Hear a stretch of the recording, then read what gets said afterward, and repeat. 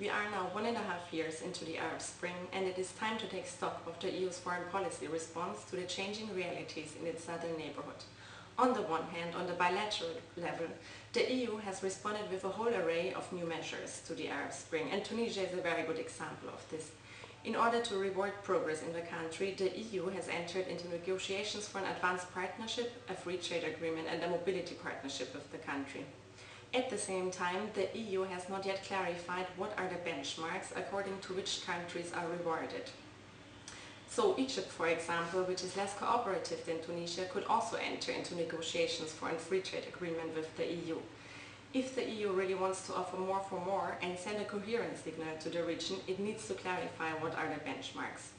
On the other hand, on the multilateral level, the EU has not yet re-energized its platforms. This is surprising, since in other contexts the EU uses its extraordinary capacities in this respect, for example in the Eastern Partnership.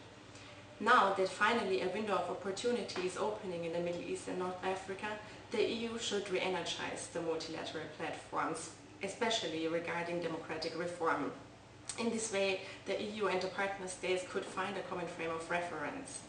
The EU should also try to include the Arab League into this venue, and it could even try to foster a regional dialogue on improving the human rights regime in the Arab world, which would be important not only to anchor reform in transition countries, but also to set up regional standards for reform for the remaining autocracies.